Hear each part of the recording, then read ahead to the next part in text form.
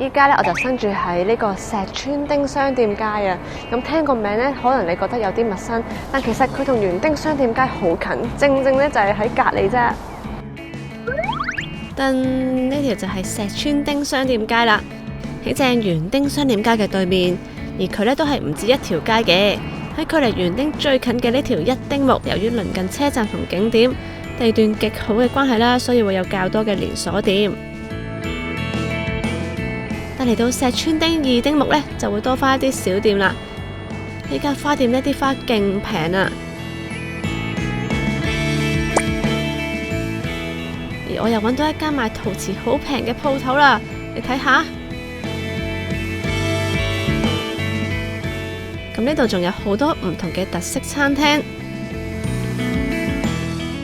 喺午餐嘅時間呢，我就推介呢一間咖啡俾大家。呢度嘅咖喱呢係最出名，但我最後呢係揀咗意粉餐嘅，因為呢日嘅意粉呢係有海膽忌廉汁蝦意粉，非常之吸引啊！食過之後呢，我認為佢嘅賣相同埋味道一樣都係滿分㗎。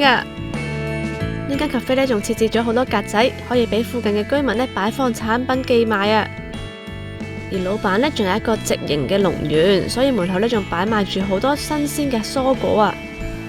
佢就係可愛嘅老闆娘啦。原來呢，佢哋啱啱呢仲喺附近開咗一間民宿，仲話要即刻帶我哋去參觀一下。我去嘅時候呢，仲未開始正式營業，全部嘢呢都非常之新淨。頭頂上面嘅壁畫呢，夜晚仲會發光添啊！廁所同埋沖涼房呢，各有2間。咁佢究竟有幾多床位呢？一齊上去睇下。咁呢度夾埋呢係有8個床位啊！仲有一樣好重要嘅嘢唔記得講，就係呢度呢淨係招待女仔㗎咋。咁上下2層嘅床位呢都配上可愛嘅床單，高度呢就一定爭咁啲㗎啦，但闊度呢都算寬敞啦。喺 Guest House 嘅附近呢，仲有一間新潮嘅和服店，睇下老闆一身自潮嘅打扮就知啦。咁老闆呢本身就跳開舞，一直呢都搜羅咗好多有和服元素嘅衣服。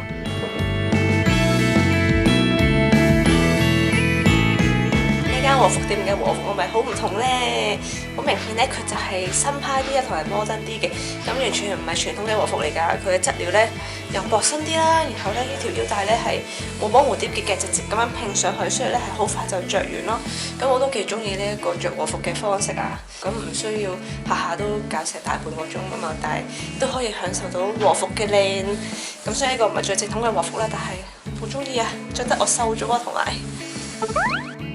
離開石村町商店街之後，我哋就過咗去附近嘅山手西洋館影下靚相。呢度曾經係明治時期外國人集中居住嘅地方，大家有印象嘅話呢，應該會記得我上一次嚟橫濱呢都有嚟過呢度。